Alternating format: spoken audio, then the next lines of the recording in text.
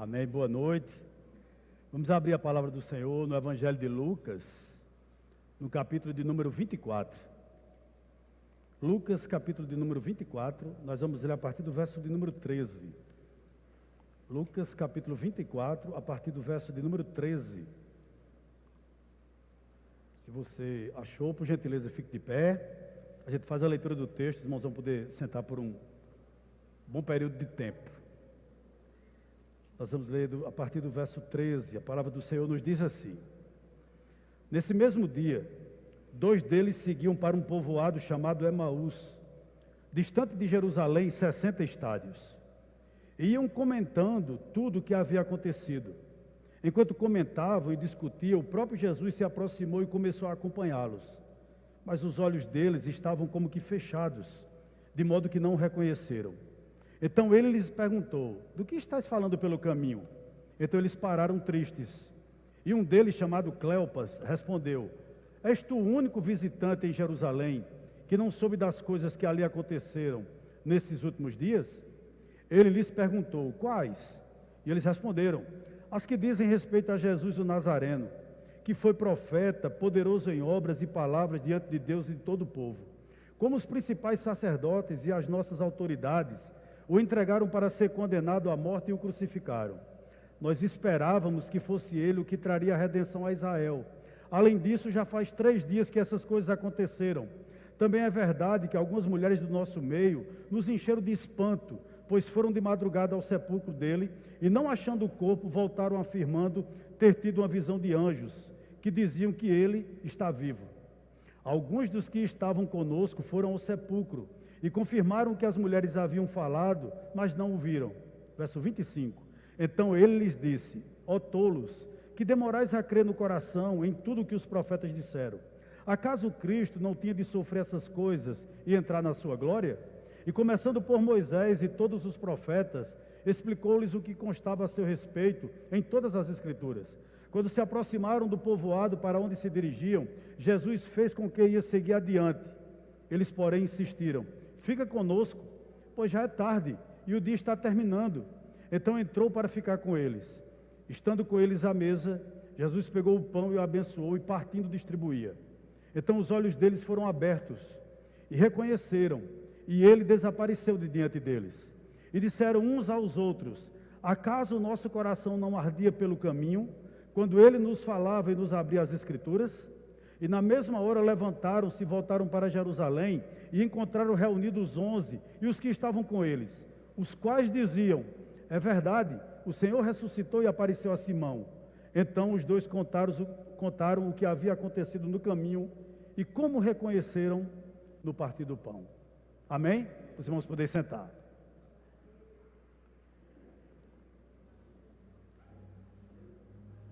Há cerca de 40 anos atrás, creio eu, mais ou menos, existia aqui em Campina Grande uma seita denominada os Borboletas Azuis. Era uma seita que era capitaneada, liderada por um homem chamado Rodão Mangueira, um homem espírita. E essa seita se caracterizava por a sua indumentária, por isso o nome, que era praticamente toda azul, com pequenos detalhes brancos. E eles seguiam esse homem porque esse homem havia profetizado, entre aspas, predito que Jesus voltaria, o mundo se acabaria em tal dia. Ele conseguiu muitos adeptos. Interessante que a data que ele determinou que o mundo se acabaria chegou, Jesus não voltou, o mundo não se acabou, como vocês sabem, não é? E aos poucos os discípulos foram abandonando Rodão Mangueira, e alguns anos depois dessa profecia, entre aspas, dele não se cumprir, a seita praticamente acabou. E hoje não existe mais, creio eu, nenhum remanescente dessa doutrina. Por que eu estou dizendo isso? Porque muitas vezes, e é o caso desses 2 discípulos, nós nos decepcionamos com Deus. O que eu acho interessante aqui é que eu tenho quase certeza absoluta que todos nós que estamos aqui, algum dia da nossa jornada cristã, nós já fizemos a seguinte pergunta: será que eu estou no caminho certo? Será que tudo que tem sido pregado para mim é verdade? Tudo o quê? Por exemplo, a queda, o céu, o inferno, o juízo final, a vida eterna, a ressurreição. Será que tudo isso é verdade? Eu creio que às vezes nós fazemos esses questionamentos. Eu creio que nós fazemos. E muitas vezes a dúvida se aloja no nosso coração, a ponto às vezes de nós pensarmos em desistir, em jogar a toalha, em não seguir mais o mestre, em não vir mais à igreja. Nós passamos por essas crises. Passamos por essas crises, sim. E me parece que era exatamente isso que estava acontecendo aqui. Por favor, olhe para o verso número 13. A Bíblia diz que nesse mesmo dia, 2 deles seguiram para um povoado chamado Emaús, distante de Jerusalém, 60 estádios. Naquele mesmo dia, que dia é esse? Ou era esse? No domingo da ressurreição. Nesse exato dia, 2 deles, ou seja, 2 discípulos. A Bíblia nos informa aqui que o dia era o domingo da ressurreição. E 2 discípulos voltam para casa. Possivelmente, eles moravam em Emaús, que ficava mais ou menos distante de Jerusalém, cerca de 10 quilômetros ou 11 quilômetros. Você faz uma caminhada dessa, se você andar muito bem, em 1h40, você andando bem. Então eles estavam fazendo essa caminhada, eu creio que eles demoraram um pouco mais, porque eles estavam conversando entre si. Eles estavam como se marcando passo. Eu creio que não existia no coração deles nem vontade de chegar em casa. Por quê? Porque eles estavam decepcionados. Eles estavam arrasados. O sentimento que estava no coração desses 2 discípulos era um sentimento de ter sido enganado. E você me perguntaria por quê? Porque já o prazo já estava se esgotando. Jesus disse a eles que ressuscitaria no 3º dia. E vocês sabem que para um judeu, o dia termina às 6 horas da tarde. A noite estava caindo aqui. É tanto que quando Jesus acompanha ele, eles pedem para que Jesus fique na casa dele, porque já era noite. Então o dia já estava terminando, o prazo já estava se findando. E eu creio que no coração deles, eles pensavam o seguinte: eu vou dizer o que quando eu chegar em casa? Nós vamos dizer o que à nossa esposa? Nós vamos dizer o que aos nossos filhos, se ele fosse assim casado, se eles assim tivessem filho? O que é que eu vou dizer quando chegou em casa? Que eu acreditei no engodo? Que nós fomos enganados? Que tudo que eu falava para vocês acerca desse mestre, acerca deste Jesus, é mentira? E o que mais me chama a atenção aqui é o fato desses 2 homens não ser 2 incrédulos. Eles não eram 2 incrédulos. Eles não eram 2 ateus. Eles eram 2 discípulos. E isso não é de pouca significância para analisar esse texto. Porque ser discípulo significa ser alguém que se submete intelectualmente e moralmente aos ensinos de Cristo. E eles decidiram fazer isso. Eles tinham mente e luz na mente. E tinham comportamento ético condizente com o que Jesus dizia. Por isso, eles poderiam ser chamados, e eram chamados, de seguidores ou de discípulos. Isso me chama muita atenção. E eles estavam voltando para casa. E o verso de número 14 diz o seguinte, olha: eles iam comentando tudo o que havia acontecido. Eu lhe faço uma pergunta: o que eles comentavam pelo caminho? Qual era o teor da conversa de 1h40 ou de 2 horas que eles tiveram? O teor da conversa era o seguinte, irmãos. O tema era o seguinte: eles falavam sobre a prisão de Cristo. Eles falavam sobre o julgamento, a sua morte, crucificado. Era esse o teor da conversa. Mas eu quero acreditar que o que corroía o cérebro daqueles 2 discípulos, o que maltratava o coração daqueles 2 homens, era a doutrina da ressurreição. Eu creio que um olhava para eles e dizia: cadê ele? Por que nós não o tocamos? Por que ele não se apresenta para nós? Cadê ele? Ele prometeu que ia ressuscitar. E onde ele se encontra? 15 e 16. Enquanto comentavam e discutiam, o próprio Jesus se aproximou e começou a acompanhá-los. Mas os olhos deles estavam como que fechados, de modo que não o reconheceram. Esse verso 15 e 16, esses versos, eles são profundamente intrigantes. Eu não quero acreditar que Jesus mudou as suas feições. Eu não quero acreditar que Jesus mudou seu jeito de falar. Eu não acredito que isso tenha acontecido. Então você pode me perguntar, pastor, por que eles não reconheceram? Irmãos, o que eu aprendo aqui nesse verso 15 e 16? Que muitas vezes nós caminhamos pela vida com dúvidas. Que muitas vezes nós caminhamos pela vida cristã com dificuldades e com problemas a serem vencidos, o que é normal. Agora o ponto aqui é o seguinte, o que é mais trágico na vida de um cristão é nós caminharmos pela vida já vencidos. E eles estavam caminhando assim. Eles estavam caminhando como se a morte tivesse a última palavra. Eles estavam caminhando dessa maneira. É como se Jesus tivesse morrido e não ressuscitado. Então aquele homem que estava acompanhando eles, não era mais Jesus de Nazaré para eles, era um intruso. Nós somos assim também. Jesus nos comissiona a sermos discípulos e fazermos discípulos. E nós esquecemos a ordem. Porque parece que quem fala conosco é um cadáver, e não Jesus ressurreto. O fato da igreja não se envolver com o evangelismo, é porque Jesus não é mais o Jesus de Nazaré, não é mais o Jesus ressurreto para nós. É um intruso na nossa vida, que atrapalha nossos sonhos. Me parece que era isso que estava acontecendo com eles, né? Era isso que estava acontecendo com eles.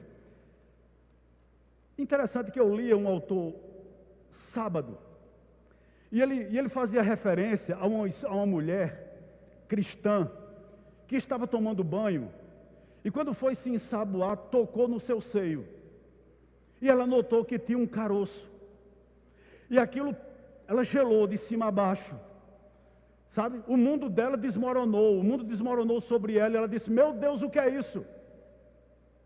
E o autor diz o seguinte, sabe o que é isso?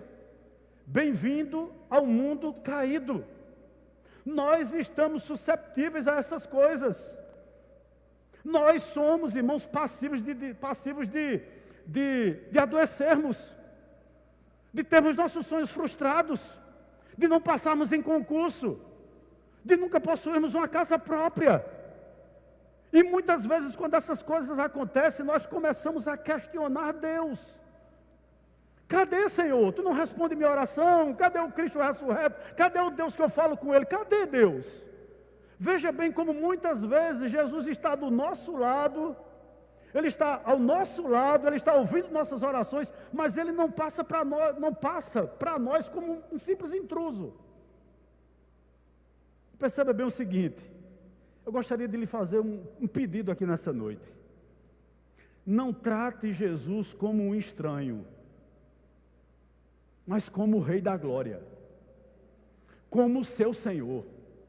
Não diga apenas que Ele é seu Salvador, diga que Ele é o seu Senhor, diga que Ele lhe preside, diga que Ele faz as mudanças que Ele bem deseja na sua vida, e você está disponível a ouvi-lo.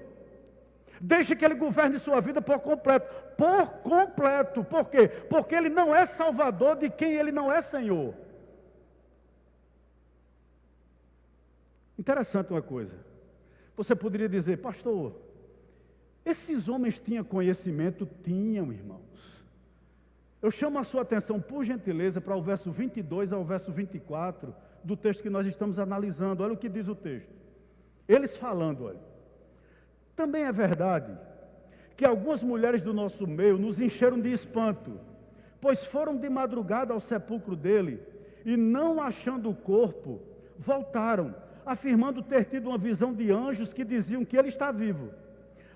Alguns dos que estavam conosco, leia-se Pedro e João, foram ao sepulcro e confirmaram o que as mulheres haviam falado, mas não o viram. O que é digno de nota? O que soa como importante desse verso 22 ao verso 24? É que esses homens, como eu e como você que aqui está, eles tinham conhecimento suficiente quanto ao fato de que Jesus ressuscitaria. O próprio Jesus ensinou a eles, o próprio Jesus disse a eles que isso ocorreria, que ele iria ser morto, que ele iria ser crucificado, mas que no domingo ele ressuscitaria. Ponto. Já era, irmãos, para eles crerem. Mas não ficou somente nisso. O túmulo se encontrava vazio. Algumas mulheres foram lá e saíram alardeando por toda Jerusalém que Jesus Cristo, o corpo dele, não estava mais lá. Inclusive os anjos falaram com ela que ele não estava mais ali, ele havia ressuscitado. 2 dos líderes deles, 2, Pedro e João, foram ao sepulcro também, testificaram, testemunharam que o corpo de Cristo não estava mais ali. Mas o que me chama muito a atenção é que eles não acreditaram. É que todas essas provas, inclusive os sermões pregados por Cristo, eram insuficientes para que eles acreditassem. Apesar de tudo isso, eles se acovardaram. Eles se renderam a uma decepção amarga. O que é que eu aprendo aqui? Que infelizmente a história deles ficaram na sexta-feira da paixão e não no domingo da ressurreição. Eles pararam na sexta-feira, como muitos, e eles não avançaram até o domingo da crucificação.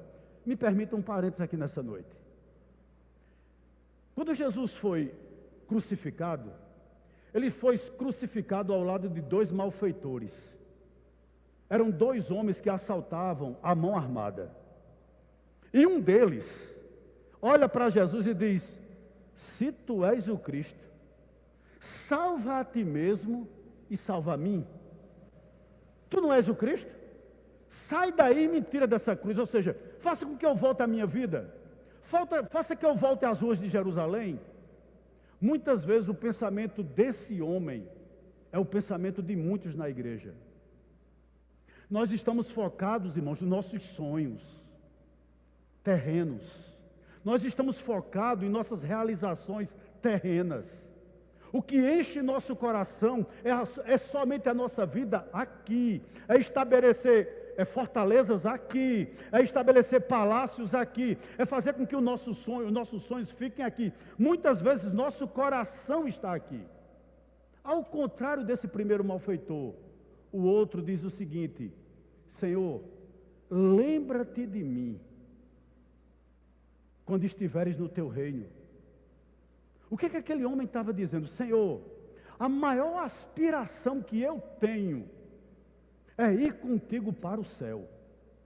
O que enche hoje o meu coração de gozo, de alegria, é o fato de saber que tu pode me proporcionar a vida eterna. O que chama-nos a atenção nesses versos aqui, meus irmãos, e é um ensinamento muito poderoso para nós. O quê?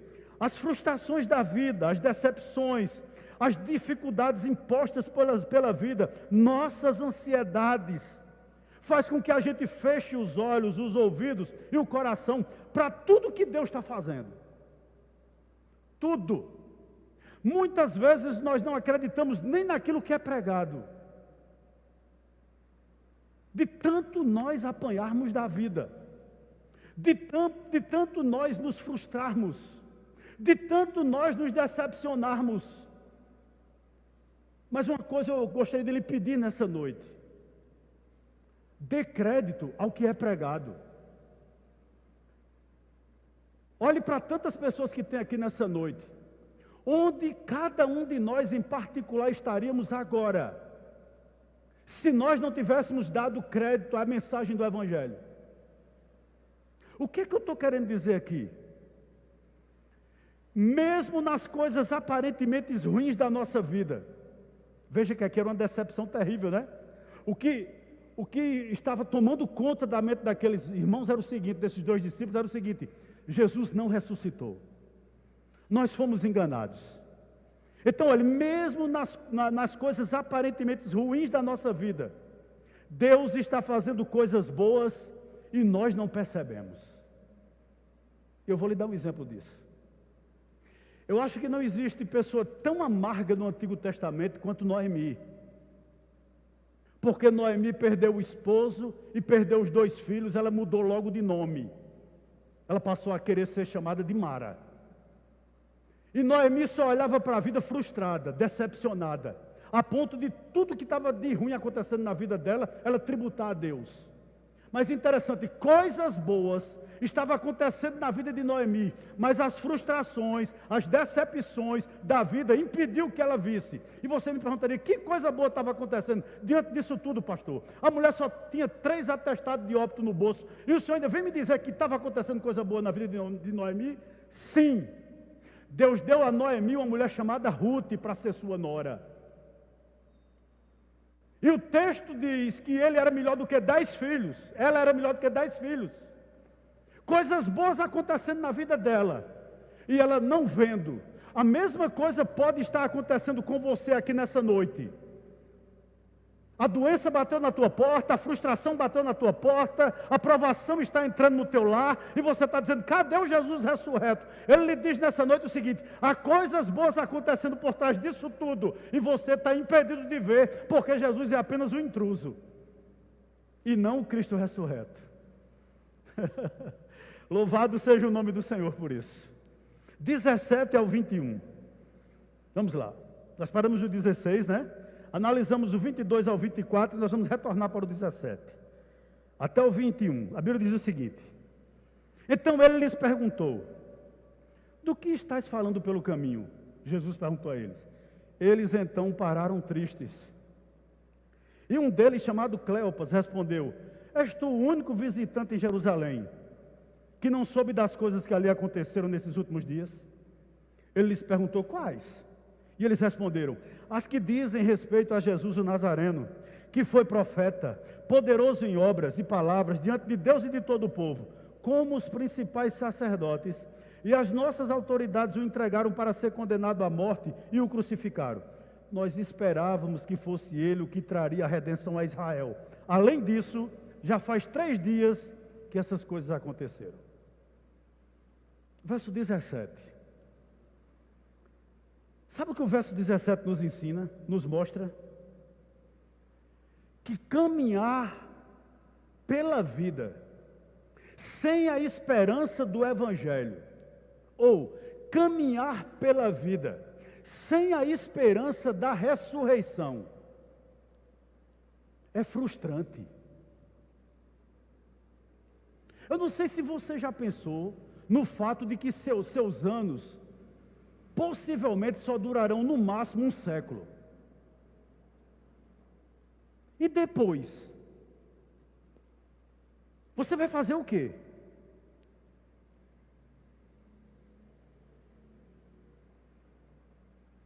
Pense sobre isso. Irmão, mais algumas primaveras, nós não estaremos mais aqui. Alguns anos se passarão. Eu vou ser substituído. Esse púlpito não será eternamente, irmãos, ocupado por mim. Meu tempo chegará, o tempo do pastor Jamson chegará, o tempo do pastor Helder chegará. Bote seu nome aí, seu tempo chegará. E o que é caminhar pela vida sem a convicção da ressurreição? É andar como esses homens estavam. Por que eles estavam tristes? Porque no coração deles não havia ressurreição. Porque no coração deles eles acreditaram num grande engano. Não tem vida eterna. E andar dessa maneira é ser privado de esperança. Infelizmente, a semana passada, próximo à minha casa, 2 pessoas tentaram suicídio. Uma jovem, uma moça de menos de 30 anos. Né? Por quê? Porque não tem esperança. Andar com Cristo nesse mundo que está aí, aliás, andar sem Cristo nesse mundo que está aí, sem a esperança da ressurreição, é frustrante, é angustiante. Não é à toa que nós somos a geração que tomamos mais antidepressivos de toda a história da humanidade. Não é à toa. Verso 18 e 19. Olha o que diz. E um deles, chamado Cleopas, respondeu: és tu o único visitante em Jerusalém que não soube das coisas que ali aconteceram nesses últimos dias? Ele lhes perguntou quais, e eles responderam: as que dizem respeito a Jesus o Nazareno, que foi profeta, poderoso em obras e palavras diante de Deus e de todo o povo. O que é que Jesus está fazendo aqui? Jesus está dando oportunidade a eles de abrirem o coração. Eu não sei se você já fez isso diante de Deus. Se não fez, eu aconselho você que o faça. Diga a Deus que está doendo. Não é pecado não. Diga a Deus que não está suportando. Faça perguntas a Deus. Abra seu coração. Quais são suas dúvidas? Quais são suas inquietações? É isso que Jesus está permitindo que eles façam. E eles, meus irmãos, interessante, eles não só colocaram para fora seus temores, eles não só colocaram para fora seus traumas, mas até sua teologia. Eles sabiam o que era a Bíblia. Eles chamam Jesus de profeta. Eles dizem, ele era profeta. Ou seja, o que é que ele está dizendo? Como ele ensinava bem. Como era bom ouvi-lo pregar. Nós nos encantávamos, por exemplo, creio eu, quando a gente ouviu o Sermão do Monte. Como era bom ouvir esse homem pregar, mas não só isso, ele também era poderoso em obras. Ou seja, ele multiplicava pães, ele curava enfermos, ele expulsava demônios, ele ressuscitava mortos. Ou seja, nós seguimos alguém que pregava para os nossos ouvidos, mas que pregava para os nossos olhos. Irmãos, isso criou uma paranoia na mente daqueles discípulos. Por quê?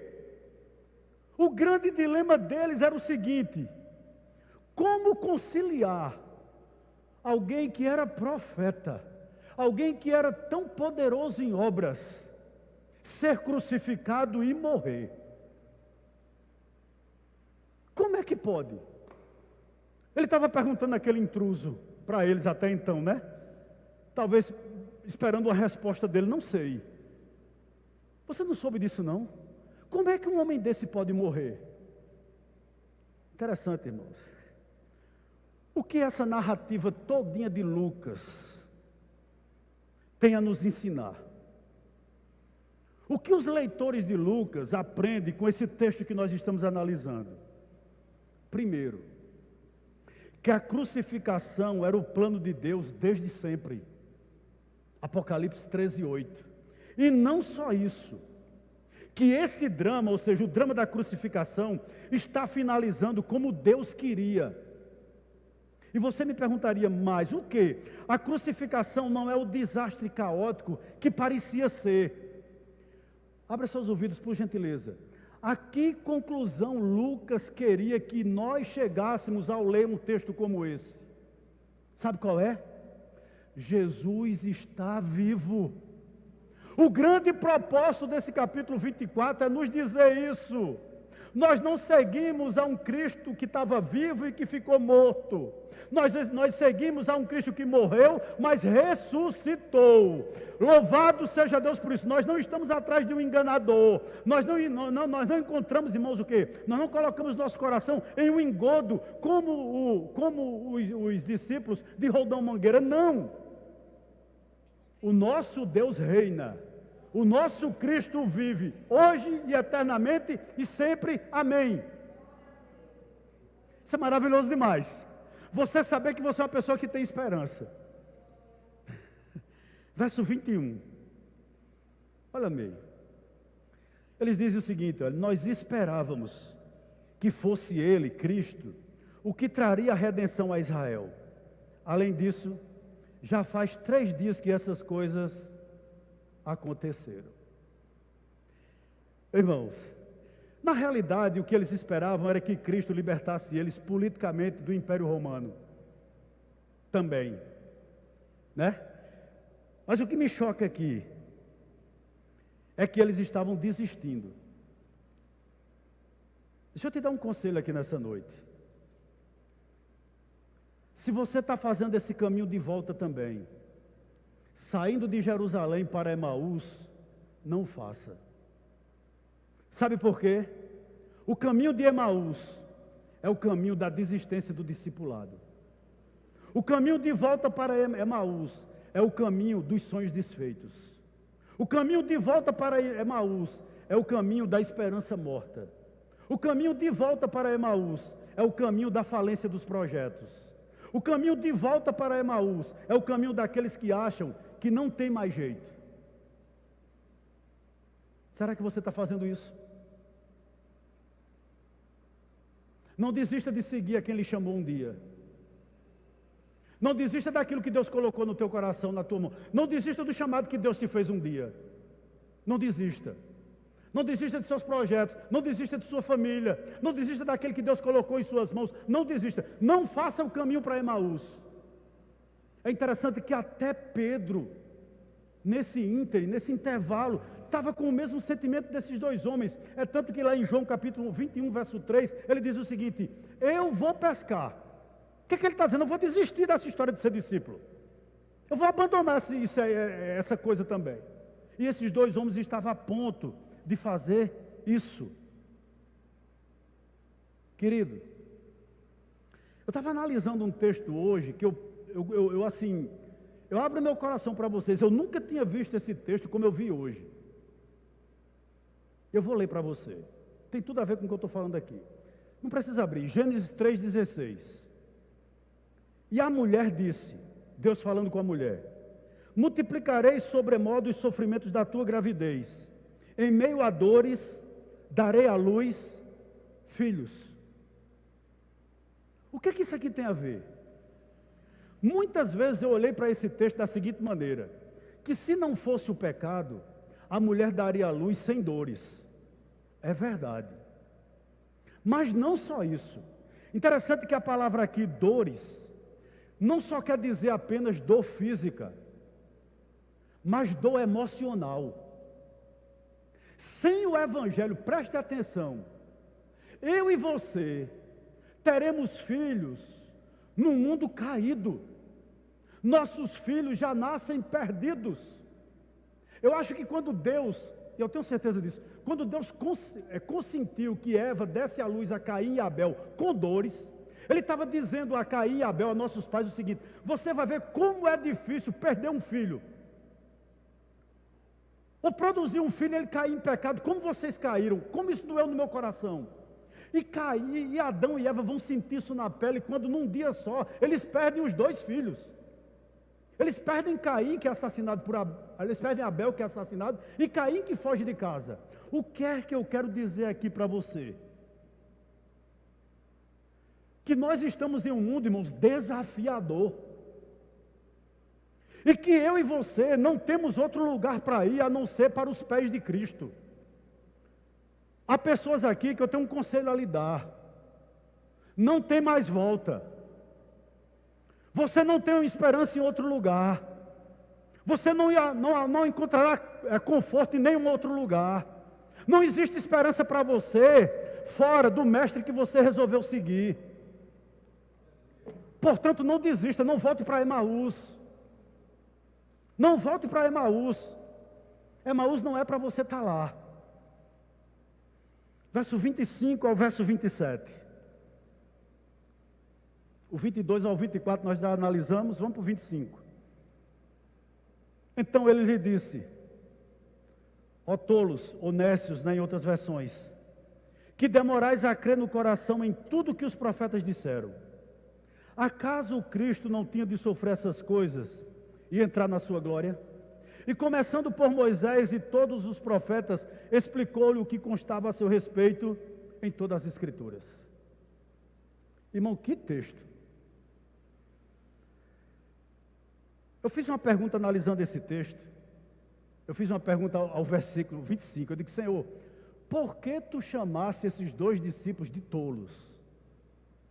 Ou de nécios? Você já fez essa pergunta? Por que Jesus os chama de tolos? Será que porque eles estavam a ponto de desistir? Eu não creio que foi por isso. Eu creio que foi o seguinte: porque eles tinham conhecimento de todo o Antigo Testamento. Porque Jesus havia explicado, inclusive, a doutrina da ressurreição para eles. E eles não conseguiram encontrar Jesus nas Escrituras. Como é triste, irmão. E como tem pessoas assim, que não sabem quem é Jesus, confunde Jesus com um milagreiro, confunde Jesus com simplesmente o quê? Como alguém que está pronto para satisfazer seus desejos a qualquer momento. Eles vasculhavam as Escrituras, vasculharam o Antigo Testamento, e eles não encontraram Cristo. Irmãos, isso é muito grave. O Messias sai do Antigo Testamento, toma a forma de homem, está na frente deles, cara a cara com eles. Eles olham para eles e não sabem identificá-los. Como tem gente assim, irmão? Não sabem quem é Jesus. Você sabia disso? Não sabem. Eu tenho certeza absoluta que Jesus estava dizendo a ele, ou disse a eles quando expôs isso aqui, o seguinte: eu sou a semente da mulher, lá de Gênesis 3,15.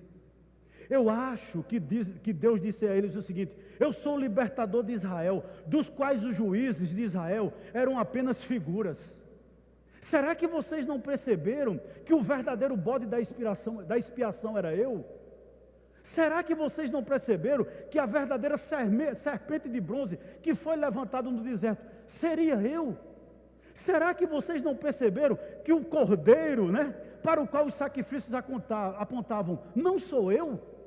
Será que vocês não perceberam que Cristo era o verdadeiro sacerdote, de quem todos os descendentes de Arão eram apenas figuras? Ou seja, vocês não me encontraram no Antigo Testamento, por quê? Mesmo sendo discípulo. Irmãos, isso é grave. Isso é muito grave.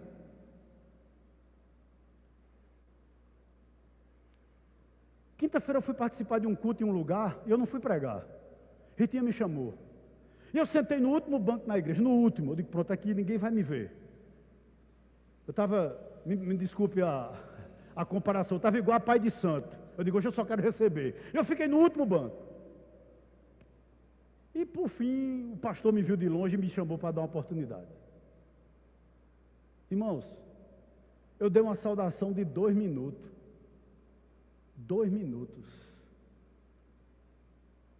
E quando eu terminei a saudação, a esposa do pregador disse o seguinte: não era para você ter terminado. A gente esperava que saísse mais, porque nós estamos morrendo de fome.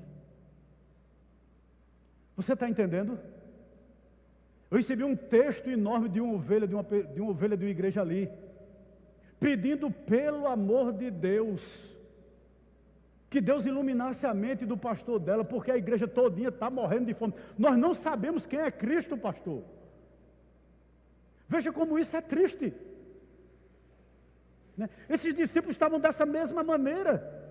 Olha que versículo precioso, o verso de número 27, por gentileza. E começando por Moisés e todos os profetas, explicou-lhe o que constava a seu respeito em todas as Escrituras. Eles estavam diante de quem, irmão? Se Jesus fosse algum dos apóstolos, tivesse a visão de alguns apóstolos que tem aí hoje em dia, entre aspas, Jesus pegava um bocado de pedra e começava a multiplicar pão. Eles diziam, tu és o Cristo, Jesus optou pelo quê? Desde Moisés, entenda, desde o Pentateuco até Malaquias, Jesus fez um resumo de quem ele era no Antigo Testamento. Jesus pregou para aquele povo, para aqueles homens o quê? A Bíblia, as Escrituras. Aonde eu chego? A solução para o engano, irmãos, a solução para o erro é expor as Escrituras. Porque Jesus diz em João 5,39, examinais as Escrituras, porque elas que testificam de mim.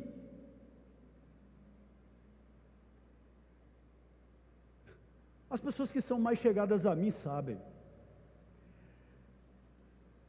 Eu faço questão de dizer, você está tendo leitura devocional? Você tem lido? Deus tem falado com você quando você abre a sua Bíblia e pede para que Deus fale com você. Você tem momento de oração? Se não houver isso na nossa vida, irmãos, não há vida cristã. Não há vida cristã. Não adianta nós convidarmos coach gospel. Não adianta nós fazermos pedalada para Jesus. Não adianta nós fazermos marchas para Jesus. Não adianta nós estarmos subindo o monte, irmão. Não adianta. Se nós não conhecemos o Cristo das Escrituras. Eu gosto muito de uma citação de Lutero. Eu já disse aqui algumas vezes, vou repetir. Lutero dizia o seguinte: fiz uma aliança com Deus, que Ele não mande visões, nem sonhos, nem mesmo anjos. E ele vai dizer o porquê. Eu estou satisfeito com os dons das Escrituras Sagradas, que me dão instrução abundante e tudo o que preciso conhecer, tanto para esta vida, quanto para a que há de vir. Lutero não está dizendo que Deus não pode falar com você através de um sonho. Lutero não está dizendo que Deus não pode lhe dar uma visão. Ele não está dizendo isso. Deus até pode fazer isso, porque Ele é Deus. Mas Ele está dizendo que as Escrituras para Ele são suficientes para trazer esperança para Ele aqui, na terra, e principalmente no que há de vir. Ele acreditava em doutrinas como o céu, como o inferno, e principalmente como a ressurreição, porque as Escrituras falavam com ele. Interessante que Jesus optou, para demonstrar quem Ele era, através das Escrituras, aqueles 2 discípulos. Isso é maravilhoso. Augusto Nicodemos tem uma frase muito interessante. Ele diz o seguinte: se você diz que Deus está calado com você, ou seja, não fala com você, é porque sua Bíblia continua fechada. Se sua Bíblia tivesse aberta, Deus estava falando com você. E ele diz mais: quer que Deus fale com você? Leia a Bíblia em voz alta na sua casa. Deus está falando com você. Versículos 28 ao 32. Quando se aproximaram do povoado para onde se dirigiam, Jesus fez como quem ia seguir adiante. Eles, porém, insistiram: fica conosco, pois já é tarde e o dia está terminando. Então entrou para ficar com eles. Estando com eles à mesa, pegou o pão e o abençoou, e partindo distribuía. Então os olhos deles foram abertos e reconheceram, e ele desapareceu de diante deles. Verso 32. E disseram uns aos outros: acaso nosso coração não ardia pelo caminho, quando ele nos falava e nos abria as Escrituras? O que me chama a atenção nesse texto? Eu chamo a sua atenção, por gentileza, para o verso 28 e 29. Eles estavam chegando em casa, quando se aproximaram do povoado, para onde se dirigiam. Jesus fez com que ia seguir adiante, ou seja, seguir viagem. Eles, porém, insistiram: fica conosco, pois já é tarde e o dia está terminando. Então entrou para ficar com eles. O que me chama a atenção no verso 28 e 29? Jesus aqui age, e ele ia fazer isso, como se fosse continuar a viagem. Jesus não ia ficar em Emaús. O plano de Jesus não era pernoitar na casa daqueles 2 discípulos. Ele ia passar adiante. Ele teria feito isso se eles não tivessem insistido para que ele ficasse com eles. O que é que eu aprendo aqui? O plano que Deus tem para a nossa vida não suprime as decisões da nossa parte. O que é que eu estou querendo dizer aqui a vocês? Meus irmãos, eu não posso orar no seu lugar. Eu não posso, irmãos, infelizmente, abrir a sua mente e colocar a Bíblia dentro. Depende de você. Eu não posso decidir por você. Se eu pudesse todo dia buscar vocês, de porta em porta, na casa de vocês, e trazer para essa igreja, eu juro que eu faria. Mas isso não depende de mim. Isso é uma decisão que você tem que tomar. E Jesus deixa isso muito claro. Mas o que me chama a atenção é que eles insistiram.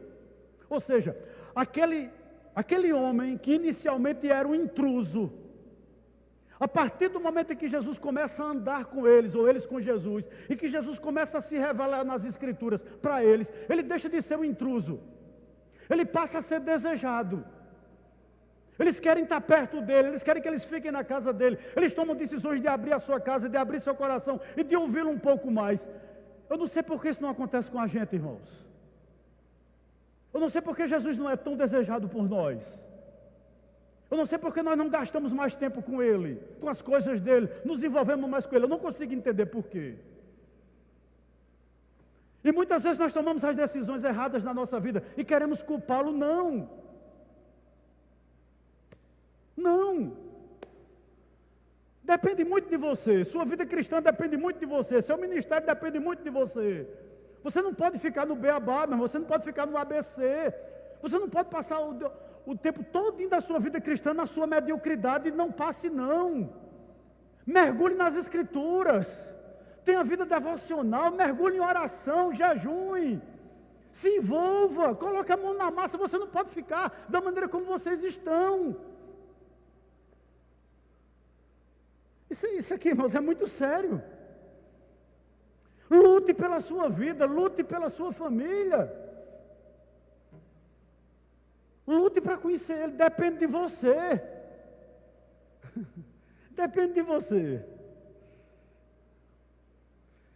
Verso 30, 31 e 33. Estando com eles à mesa, Jesus pegou o pão, o abençoou e partindo distribuía. Então os olhos deles foram abertos, e o reconheceram. E ele desapareceu de diante deles. E disseram uns aos outros: acaso o nosso coração não ardia pelo caminho, quando ele nos falava e nos abria as Escrituras?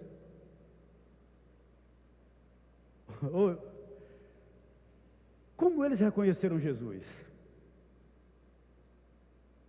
Como seus olhos foram abertos?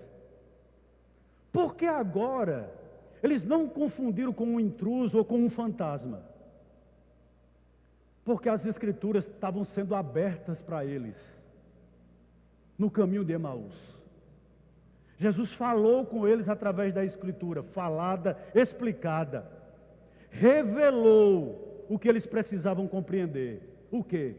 Jesus Cristo está vivo.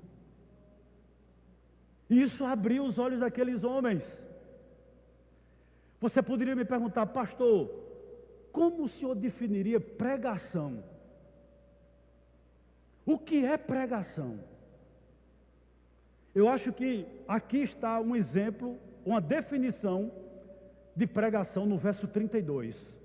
Quando ele dizia: e disseram uns aos outros: acaso o nosso coração não ardia pelo caminho, quando ele nos falava e nos abria as Escrituras? Sabe o que é pregação? É quando a palavra está sendo exposta, o Espírito Santo está aplicando em você, e seu coração está ardendo. Você está dizendo: é comigo. É comigo, Senhor. O coração arde. E quando isso acontece na nossa vida, estar na casa de Deus se torna alegria.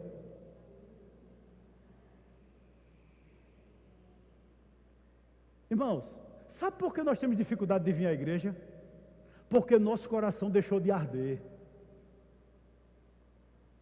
A gente precisa de alguma atração a mais, além das Escrituras ser pregada. Quando o coração arde, orar é necessidade. Eu já disse aqui e vou repetir.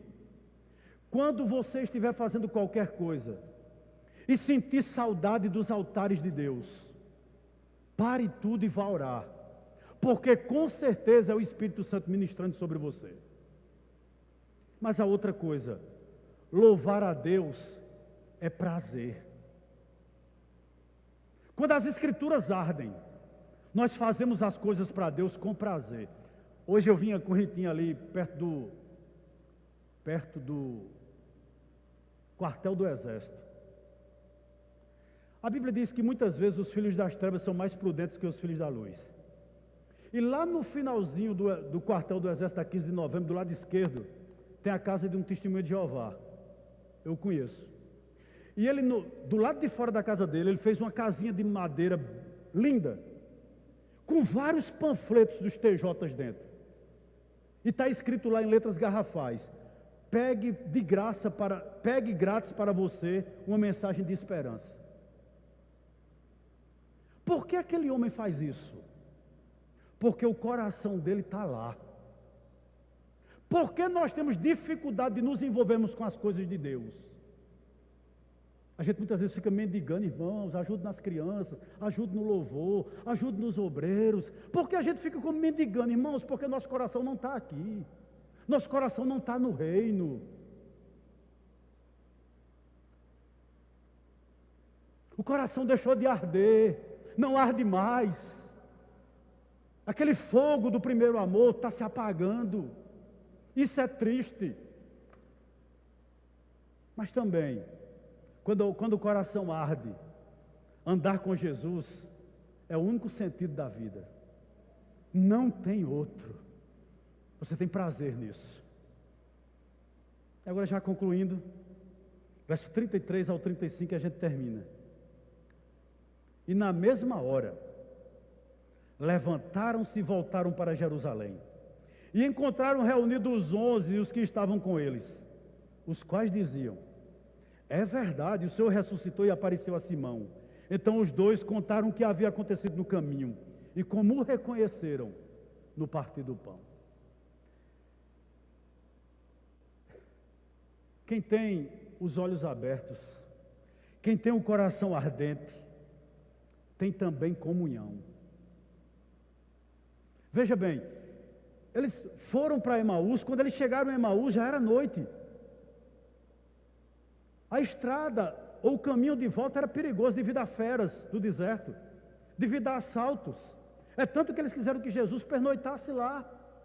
Mas interessante, quando eles tiveram o coração ardente, quando eles, irmãos, começaram a inflamar o coração, quando os olhos foram abertos, eles não ficaram lá. Imediatamente eles fizeram o caminho de volta. Para onde? Para perto dos santos. Lembre-se que eles estavam a ponto de desistir. Mas quando Deus fala conosco, a gente corre para onde Ele está. Quando Deus fala conosco, a gente faz tudo para a glória dEle. Eles voltaram para lá, apesar dos perigos, apesar do que podiam enfrentar. Eles foram ter comunhão com os outros. Eles queriam estar na igreja, por assim dizer. Eles queriam ter envolvimento com os santos. E eles retornaram. Agora o que me chama a atenção, verso 34, quando eles chegam lá, os 11 que estavam lá diziam o seguinte: o Senhor ressuscitou e apareceu a Simão. Então os dois contaram o que havia acontecido no caminho e como reconheceram no partir do pão.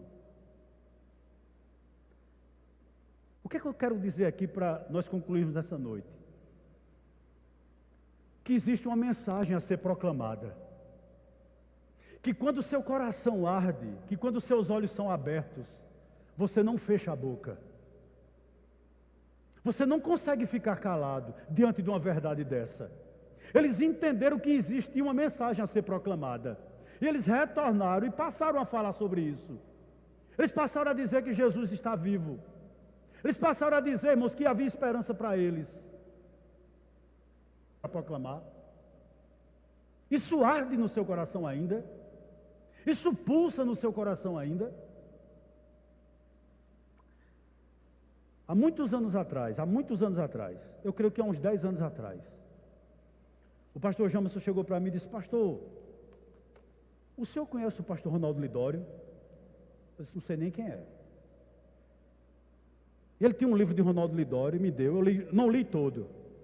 Aí Jamerson chegou de novo para mim e disse: pastor, ele vai pregar hoje na Consciência Cristã. Vá. E eu fui. Eu fiquei bem perto dele. E eu olhava para ele assim. Eu dizia: rapaz, que cara da pele bonita. Ele era alvo. Ainda é bem alvo. A pele bem esticada. Eu digo: meu Deus, esse cara é missionário. Nem queimado pelo sol é. Ele começou a pregar com aquela gentileza, com aquela humildade, com aquela simplicidade dele. Eu digo: ele, teoria ele tem, mas prática eu não sei não. Parece que Deus o viu. Ele parou. Aí disse: irmãos, eu gostaria de contar uma experiência que eu vivi em 1993. Eu fiz 3 viagens frustradas para encontrar a tribo dos Concombas. E na 4ª viagem que eu fiz, ia eu, 2 nativos que conheciam muito bem a estrada, o caminho, a região, e minha esposa Rossana. E quando nós estávamos andando há mais de 2 dias, os guias começaram a passar mal, por alguma coisa que comeram. E Rosana também, cansada, não podia mais andar. E veio uma coisa na minha mente, ele dizendo: fiquem aí, eu vou caminhar apenas mais um dia, e se eu não encontrar essa tribo, a gente volta. E deixou eles lá. E caminhou de 5 da manhã até 6 da tarde, com água pelo joelho. Imagine bem, irmãos. E ele disse que a noite caiu de repente. E quando ele olhou que ia para uma árvore, ele lembrou que os nativos disseram a ele o seguinte: em tempo de inverno não suba nas árvores, porque é lá que as cobras conseguem escapar das enchentes. E ele disse que olhou, tinha uma pedra um pouco maior do que esse púlpito. Faltava 10 centímetros para a água atingir ele, a pedra, a superfície da pedra. Ele subiu para cima daquela pedra. Irmão, isso me tocou demais. Ele disse que colocou a mochila, orou a Deus e disse o seguinte: o que é que eu estou fazendo aqui? Amanhã de manhã eu desisto. Deus não me quer entre os Concombas. Irmãos, ele disse que 3 horas da manhã conseguiu pegar no sono. Eu não dormia jamais. Ele dormiu naquela pedra, todo encolhido. Ele disse que teve uma experiência tão grande com Deus, que ele disse que só foi com Deus mesmo, porque ele não tinha nem lido nenhum livro, não tinha nem para nenhum congresso. Mas quando ele acordou às 6 horas da manhã, ele acordou renovado. Ele disse: Senhor, eu disse que eu ia desistir um dia, eu vou andar mais uma semana. Desceu daquela pedra, e quando olhou, andou 30 minutos, olhou, tinha umas garças voando. Ele disse: por que aquelas garças estão voando? E começou a abrir aqueles arbustos. E quando deu de cara, encontrou a primeira tribo Concomba. Ele até dá o título da mensagem assim, né? Aonde as garças voam. E ele ficou muito alegre. E interessante que ele conta que naquela tribo ali, naquela primeira tribo que ele encontrou, ele fundou a primeira igreja, que hoje é mãe de 47 novas igrejas abertas. O feiticeiro daquela tribo se converteu ao Senhor, e 11 filhos daquele homem se converteram ao Senhor. E ele conta que foi ali onde as águias voam, que Deus deu a ele 2 filhos maravilhosos. O que é que eu quero dizer a você com isso aqui? Não volte para Emaús. Continue seguindo o teu Senhor, o teu Cristo, com a mensagem sendo proclamada pelos teus lábios. Jesus Cristo vive, e nós não seguimos o enganador, nós seguimos o Rei dos Reis, o Senhor dos Senhores, para a glória do nome dele, amém. Coisa maravilhosa. Louvado seja Deus por isso. Eu lhe dou um conselho: escute e fique perto de pessoas que lhe edifiquem. Tenha comunhão com um camarada como esse que eu disse aqui. Vale a pena. Amém?